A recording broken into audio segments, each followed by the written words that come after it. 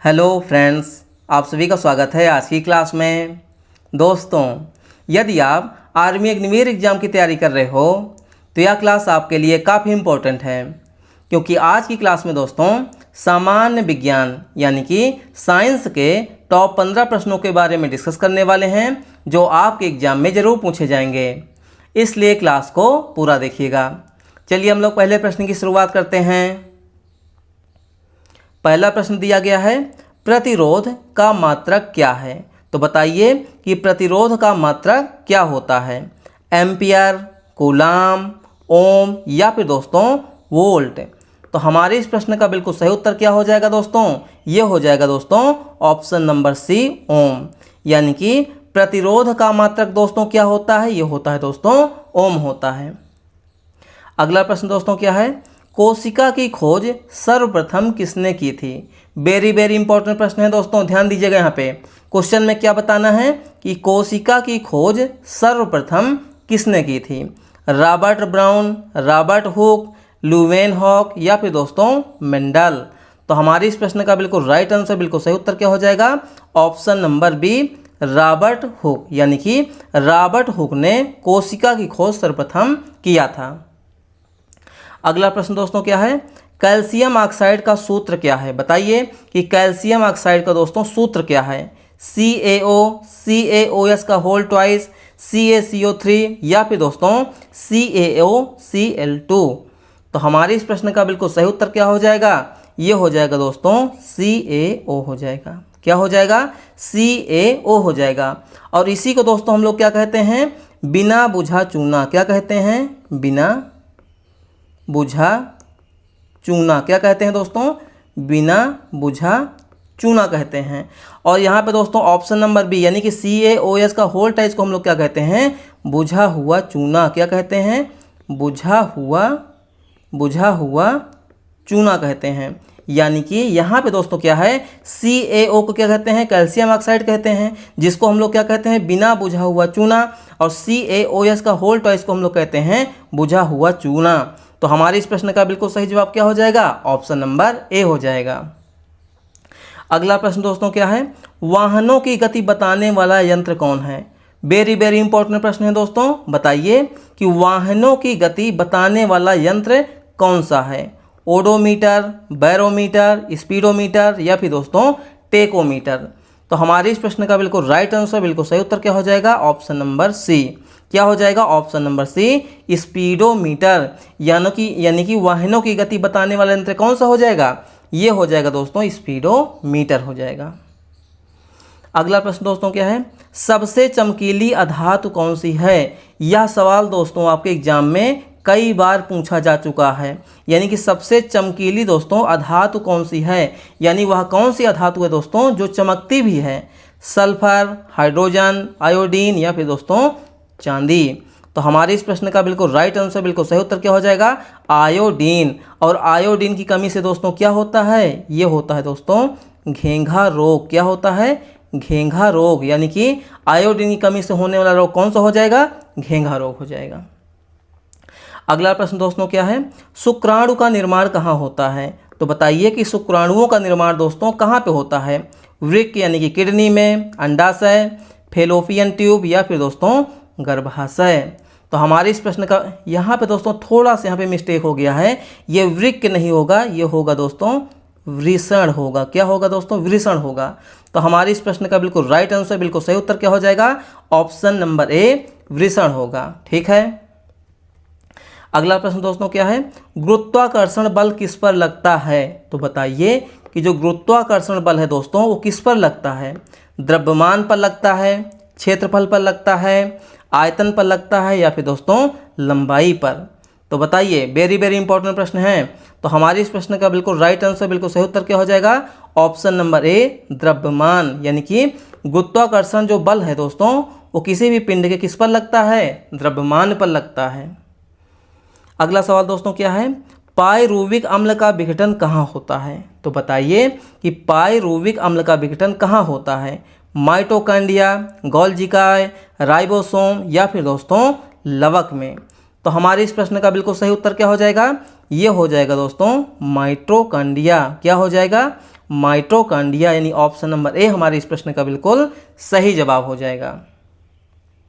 अगला सवाल दोस्तों क्या है, यदि किसी युक्ति का प्रतिरोध 200 ओम और इसे दोस्तों 1000 वोल्ट स्रोत से जोड़ा गया है तो धारा का मान हमें यहाँ पे बताना है, यानी कि यहाँ पे दोस्तों धारा का मान हमें बताना है। तो यानी कि प्रतिरोध यहाँ पे दिया गया है 200 ओम का, यानी कि R बराबर कितना है दोस्तों, ये है 200 ओम दिया गया है।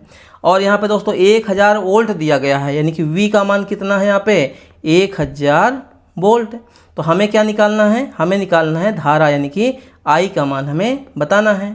तो हमारा एक फार्मूला होता है दोस्तों V बराबर IR, क्या होता है V बराबर IR।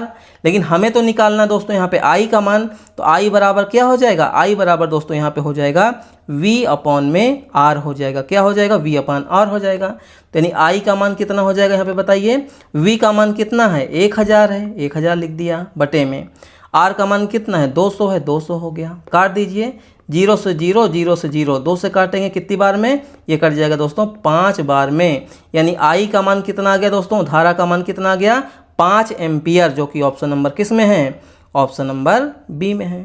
तो हमारे इस सवाल का बिल्कुल सही उत्तर क्या हो जाएगा, ऑप्शन नंबर बी हो जाएगा। अगला प्रश्न दोस्तों क्या है, पतले तार में किसको बदला जा सकता है। तो बताइए कि जो पतला तार मतलब इनमें से चांदी है, तांबा है, सोना है या फिर दोस्तों लोहा है, इनमें से पतले तार में किसको बदल सकते हैं। यानी कि सबसे अधिक दोस्तों तन्यता किसमें होती है, चांदी में होती है, तांबा में होती है, सोना में होती है, फिर दोस्तों लोहा में होती है। तो हमारे इस प्रश्न का बिल्कुल सही उत्तर क्या हो जाएगा, ये हो जाएगा दोस्तों सोना, यानी कि गोल्ड। गोल्ड यानी कि सोना ऐसी चीज़ है दोस्तों जिसको बहुत ही पतला हम लोग करके बहुत ही पतली पन्नी या फिर कह सकते हैं बहुत ही पतला तार बनाया जा सकता है। तो ऑप्शन नंबर सी हमारे इस प्रश्न का बिल्कुल सही जवाब हो जाएगा। अगला प्रश्न दोस्तों क्या है, पित्त रस कहाँ से स्रावित होता है। इंपॉर्टेंट प्रश्न है दोस्तों, ध्यान दीजिएगा। पित्त रस कहाँ से स्रावित होता है, वृक्क से, हृदय से, यकृत से या फिर दोस्तों त्वचा से। तो हमारे इस प्रश्न का बिल्कुल सही उत्तर क्या हो जाएगा दोस्तों, ये हो जाएगा यकृत, जिसको हम लोग क्या कहते हैं, जिसको हम लोग लीवर कहते हैं। तो ऑप्शन नंबर सी हमारे इस प्रश्न का बिल्कुल सही जवाब हो जाएगा। अगला प्रश्न दोस्तों क्या है, जटिल स्थायी ऊतक है। तो बताइए कि निम्न में से जटिल स्थायी ऊतक कौन सा है, पैरेन्काइमा, फ्लोएम, स्थूल कोण ऊतक या फिर दोस्तों इनमें से कोई नहीं। तो हमारे इस प्रश्न का बिल्कुल राइट आंसर, बिल्कुल सही उत्तर क्या हो जाएगा, ये हो जाएगा दोस्तों फ्लोएम। जैसा कि हम सभी जानते हैं दोस्तों जाइलम और फ्लोएम, तो यहाँ पे क्या है ऑप्शन नंबर बी, यानी कि फ्लोएम हो जाएगा इस प्रश्न का हमारा आंसर। ठीक है। अगला प्रश्न क्या है, कौन सी अधातु को शीतल जल में रखते हैं। तो बताइए इनमें से कौन सी दोस्तों अधातु है जिनको हम लोग ठंडे जल में यानी कि शीतल जल में रखते हैं। सोडियम, फास्फोरस, पोटेशियम या फिर दोस्तों कार्बन। तो हमारे इस प्रश्न का बिल्कुल राइट आंसर, बिल्कुल सही उत्तर क्या हो जाएगा, ये हो जाएगा दोस्तों फास्फोरस। क्या हो जाएगा, फास्फोरस। यानी कि फास्फोरस दोस्तों एक ऐसी धातु है जिसको हम लोग क्या करते हैं, शीतल जल में यानी कि ठंडे जल में रखते हैं। अच्छा, सोडियम को हम लोग कहाँ रखते हैं, तो इसको रखते हैं दोस्तों मिट्टी के तेल यानी कि केरोसिन में। तो हमारे इस प्रश्न का बिल्कुल सही जवाब क्या हो जाएगा, ऑप्शन नंबर बी हो जाएगा। अगला प्रश्न दोस्तों क्या है, न्यूटन का प्रथम नियम है। तो बताइए कि न्यूटन के प्रथम नियम को हम लोग क्या कहते हैं। वेरी वेरी इंपॉर्टेंट प्रश्न है दोस्तों, आप एग्जाम में बार बार यह सवाल या क्वेश्चन पूछा जाता है। तो बताइए कि न्यूटन का प्रथम नियम क्या है, बल का नियम है, दाब का नियम है, गति का नियम है या फिर दोस्तों जड़त्व का नियम है। तो हमारे इस प्रश्न का बिल्कुल राइट आंसर, बिल्कुल सही उत्तर क्या हो जाएगा, ऑप्शन नंबर ए बल का नियम। यानी कि न्यूटन के प्रथम नियम को हम लोग क्या कहते हैं, बल का नियम भी कहते हैं। ऑप्शन नंबर ए हमारे इस प्रश्न का बिल्कुल सही जवाब हो जाएगा। अगला प्रश्न दोस्तों क्या है, मेंडल ने आनुवांशिकता के बारे में किस पौधे पर प्रयोग किया था। वेरी वेरी इंपॉर्टेंट प्रश्न है दोस्तों। बताइए कि मेंडल जी ने आनुवांशिकता के बारे में किस पौधे पर प्रयोग किया था, मक्का, मटर, चावल या फिर दोस्तों गेहूं। तो हमारे इस प्रश्न का बिल्कुल राइट आंसर, बिल्कुल सही उत्तर क्या हो जाएगा दोस्तों, ये हो जाएगा मटर। यानी कि मेंडल ने आनुवंशिकता के बारे में मटर के पौधे पर प्रयोग किया था। तो ऑप्शन नंबर कौन सा, ऑप्शन नंबर बी हमारे इस सवाल का बिल्कुल राइट आंसर, बिल्कुल सही उत्तर हो जाएगा। तो दोस्तों ये रहे आज के हमारे मोस्ट इंपॉर्टेंट क्वेश्चन। क्लास आपको कैसी लगी अपना फीडबैक दीजिएगा और कमेंट में ये लिखिएगा कि आपके 15 में से कितने क्वेश्चन यहाँ पे सही हुए हैं। अगर आप लोग दोस्तों 15 में से 12 क्वेश्चन, ठीक है, 15 में से 11 क्वेश्चन या फिर 10 के ऊपर अगर आप लोग सही कर रहे हैं तो आपका स्कोर अच्छा आ रहा है। अगर आपका स्कोर अच्छा नहीं आ रहा है तो डेली आप लोग क्लास को अटेंड कीजिए, जिससे कि आपका स्कोर अच्छा आने लगेगा। इस चैनल पर आपको दोस्तों मैथ की क्लासेस, रीजनिंग की क्लासेस, जीके की क्लासेस या फिर दोस्तों साइंस की क्लासेस, चारों क्लास हम लोग यहाँ पे कर रहे हैं। तो जितने भी स्टूडेंट यहाँ पे आर्मी अग्निवीर, टीए आर्मी या फिर आर्मी के किसी भी ट्रेड की तैयारी कर रहे हैं तो आप लोग चैनल को सपोर्ट कीजिए, चैनल को सब्सक्राइब कीजिए। और मैथ दोस्तों में हम यहाँ पे बिल्कुल बेसिक से सॉल्व कर रहे हैं, जहाँ पे ज़रूरत पड़ती है बिल्कुल शॉर्ट ट्रिक से भी हम लोग क्वेश्चन को हल करते हैं। और यहाँ पे दोस्तों हम लोग उन्हीं क्वेश्चन की प्रैक्टिस कर रहे हैं जो कि आपके सिलेबस के हिसाब से है और आपके एग्जाम के पैटर्न के हिसाब से है। तो यदि आप लोग दोस्तों पहली बार में सिलेक्शन लेना चाहते हैं तो चैनल को सपोर्ट कीजिए और चैनल को सब्सक्राइब जरूर कीजिए। चलिए मिलते हैं नेक्स्ट क्लास में दोस्तों, तब तक के लिए जय हिंद, वंदे मातरम।